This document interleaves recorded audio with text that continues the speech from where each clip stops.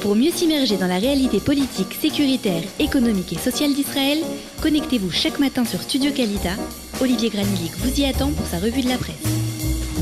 Et comme chaque matin à 8h35, c'est l'heure de la revue de la presse des médias, de la presse et des journaux et des médias israéliens. Et ce sont les titres d'information qui nous apprennent ce matin qu'une roquette a été tirée hier soir depuis la bande de Gaza vers le sud d'Israël.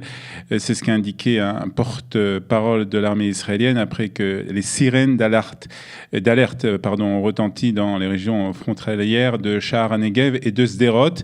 D'après toujours ce porte-parole de l'armée israélienne, la roquette s'est abattue dans un terrain vague sans faire de blessés ni dégâts. Et ce matin, en apprenant, toujours en consultant les sites d'information, que l'armée de l'air israélienne avait attaqué une infrastructure souterraine dans le sud de la bande de Gaza en représailles à cette attaque. Porte-parole de l'armée a déclaré que le Hamas est responsable de tout ce qui se passe dans la bande de Gaza, au-dessus et au-dessous du sol. L'armée continuera à agir pour assurer la sécurité des citoyens d'Israël par tous les moyens à sa disposition. C'est ce qu'a ajouté le porte-parole de l'armée israélienne.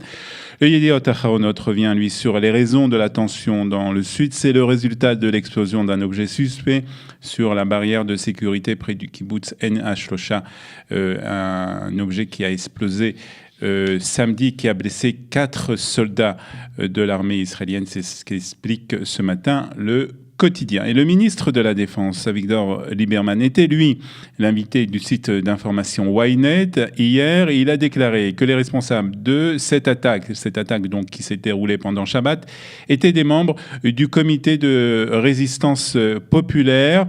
Et Avigdor Lieberman a ajouté que jusqu'à ce que nous les liquidions, le compte était ouvert avec eux. C'est ce qu'a déclaré Avigdor Lieberman pour le site d'information Ynet. Il faudra 2 jours, 1 semaine ou 2 et nous liquiderons ceux qui ont mené cette attaque, a ajouté le ministre de la Défense. Mais ce sont les nouvelles révélations d'une nouvelle affaire qui fait la une de la presse israélienne ce matin. Vague d'arrestation, Binyamin Netanyahou pourrait être interrogé. C'est ainsi que le Maariv résume ce nouveau dossier en première page de ce quotidien. Et ce dossier a un nom, après les dossiers 1000, le dossier 2000, le dossier 3000. Voici le dossier 4000. Le Yediot Aharonot nous raconte que la police a arrêté plusieurs hauts responsables de la société de téléphone Bezeq, ainsi que des fonctionnaires du ministère des Communications et des proches de Binyamin Netanyahou. Le nom des responsables et les détails de cette affaire ont été pour le moment interdits à la publication. Ce que la presse sait tout de même, c'est que cette affaire, l'affaire 4000, pourrait révéler des avantages dont Shaul Elovitch, l'actionnaire majoritaire de Bezeq, aurait bénéficié en échange d'une couverture favorable du Premier ministre israélien sur le site d'information Walla. Le Haaretz cite d'ailleurs Sarah Netanyahou ce matin en première page pour décrire la couverture du site envers la famille Netanyahou et envers le Premier ministre Binyamin Netanyahou. Avec Walla, nous n'avons pas de problème. Avec Walla, nous sommes gâtés. C'est ce qu'aurait déclaré la femme du Premier ministre israélien à propos des propos repris ce matin, en tout cas par le quotidien Haaretz. C'est le Maariv nous explique que la police suspecte en outre le directeur général du ministère des Communications, Shlomo Filber, un proche de Netanyahou et membre influent du Likoud, qui est en poste depuis déjà 2015, d'avoir accepté des exigences de Bezeq. La police israélienne devrait interroger le Premier ministre Binyamin Netanyahou dans le cadre donc de cette nouvelle affaire de corruption présumée nommée donc l'affaire 4000. C'est ce que rapportent ce matin tous les médias israéliens. Ce sont d'autres informations mensongères, a dénoncé hier le bureau du Premier ministre dans un communiqué suite à la vague d'arrestations. Le Premier ministre n'a pas œuvré de manière à apporter des profits à Elovitch ou à Bezeq, ni pour une couverture favorable, ni pour rien d'autre, a poursuivi le texte Une nouvelle affaire. Donc, je suppose que nous aurons à en reparler dans la suite de nos revues de la presse et des points d'information sur Studio Kalita. Nous agirons contre l'Iran, c'est le Israël Hayom qui reprend ce matin les déclarations de Binyamin Netanyahou hier à Munich en première page du quotidien. Israël Hayom ajoute aussi que le Premier ministre israélien a menacé hier les tyrans de Téhéran de représailles en cas d'agression au cours de son intervention à la conférence de la sécurité qui se tient actuellement à Munich. Ne testez pas la détermination d'Israël, a déclaré Benjamin Netanyahou, tout en brandissant un morceau de métal qu'il a présenté comme une pièce d'un drone iranien, un drone iranien qui a été abattu la semaine dernière alors qu'il était entré en territoire israélien. Il a ensuite interpellé le ministre iranien des Affaires étrangères. Voilà un bout de drone iranien, monsieur Zarif, vous le reconnaissez, vous devriez, c'est le vôtre, a donc proclamé Benjamin Netanyahou depuis la tribune de cette conférence à Munich.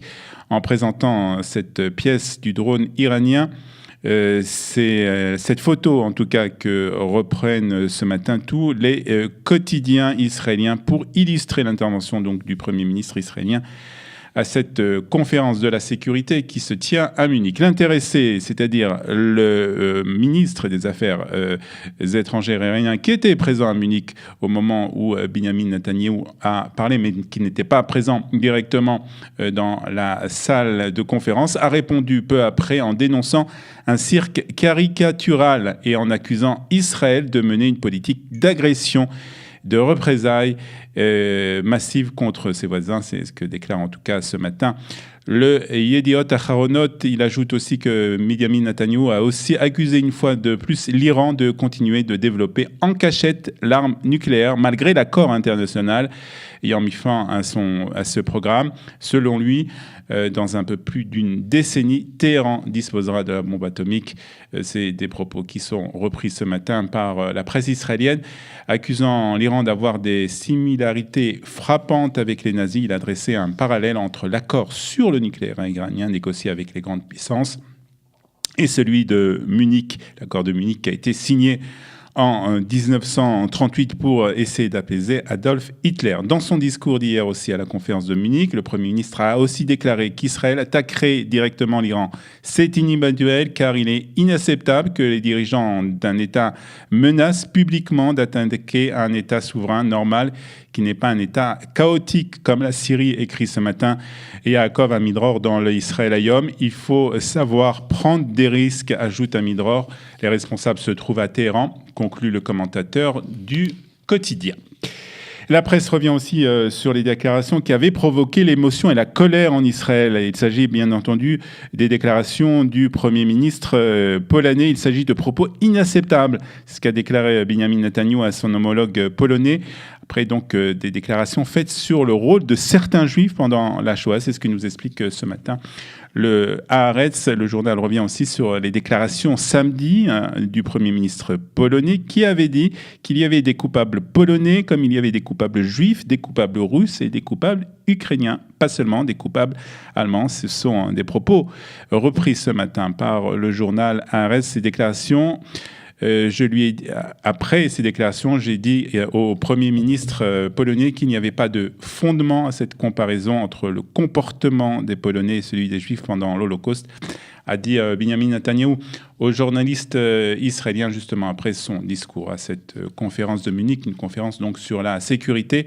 Les déclarations du Premier ministre n'avaient nullement pour but de nier l'Holocauste ni d'attribuer aux victimes juives la moindre responsabilité dans le génocide allemand. C'est ce qu'a écrit un porte-parole du Premier ministre polonais et qui sont un communiqué qui est repris ce matin par, en tout cas, le Maariv. Et puis le Maariv aussi qui nous apprend ce matin aussi que le Shin Bet a déclaré qu'il avait arrêté des membres d'une cellule terroriste palestinienne qui projetait d'assassiner le ministre de la Défense, Avigdor Lieberman, à l'aide d'une bombe en bordure de route. Le Shin Bet a également annoncé l'arrestation d'une deuxième cellule terroriste palestinienne du djihad islamique, planifiant des attaques par balles contre des soldats de Tzahal et des civils israéliens dans le Gush Katif. Les 6 personnes arrêtées font partie du djihad islamique et étaient actives dans la région de Bethléem où elles avaient notamment prévu d'ouvrir le feu sur des civils israéliens et des forces de sécurité toujours donc selon le communiqué du Shin Bet. Et le Maariv ajoute que l'enquête sur l'affaire par le Shin Bet a également révélé que les membres des deux cellules étaient motivés par les avantages financiers accordés par l'autorité palestinienne aux familles des terroristes tués ou emprisonnés pour avoir mené des attaques contre des cibles israélienne. Et justement, ces avantages financiers, il en a été question hier lors d'une réunion d'un comité interministériel, et c'est le Haaretz qui nous en parle de cette décision, en tout cas, puisqu'il nous apprend que ce comité a donné son feu vert hier à un projet de loi visant à déduire les fonds que l'autorité palestinienne verse aux familles des terroristes des recettes fiscales qu'Israël collecte pour les Palestiniens. Le ministre de la Défense, Avigdor Lieberman, qui est à l'origine de ce projet de loi, s'est félicité de ce vote. Un premier pas vers une possible adoption par la Knesset, ajoute Jonathan Liss, le journaliste du Haaretz. Bientôt, nous mettrons fin à ce théâtre de l'absurde, a-t-il écrit sur Twitter, ajoutant que l'argent confisqué serait utilisé pour lutter contre le terrorisme et indemniser les victimes. Puis le Israël Hayom, comme le reste de la presse israélienne, nous parle d'un tragique accident qui a eu lieu hier à Kfar Saba. Catastrophe à Kfar Saba. Une grue géante s'est effondrée. Neta n'avait aucune chance, titre le Israël Hayom. Le journal nous raconte qu'une grue s'est écrasée sur la voiture de Neta Rothman de Kfar Saba. La femme âgée de 52 ans, handicapée, n'avait aucune chance de s'en sortir, écrit le journal. Une enquête pour déterminer les circonstances de cet accident a été ouverte. Et puis, le Maariv nous annonce une bonne nouvelle pour terminer cette revue de la presse. Le pilote du F-16 qui avait été touché il y a 8 jours par un missile anti-aérien syrien et qui était grièvement blessé a été libéré hier de l'hôpital Rambam à Haïfa. Le pilote, un habitant du centre d'Israël âgé de 35 ans, a quitté l'hôpital. C'est ce que nous raconte ce matin le Maariv. Voilà, c'est la fin de cette revue de la presse et des médias israéliens. Il est 8h46 sur Studio Kalita. Et dans quelques instants, nous allons parler avec une jeune étudiante du programme du Rav Eli Kling de Chemdat Darom, avec Anaël Saada, d'une histoire qu'elle a écrite en hébreu. Et cette histoire a remporté un prix. Nous en parlons dans quelques instants avec elle sur Studio Kalita. Pour mieux s'immerger dans la réalité politique, sécuritaire, économique et sociale d'Israël, connectez-vous chaque matin sur Studio Kalita. Daniel Haïk vous y attend pour sa revue de la presse.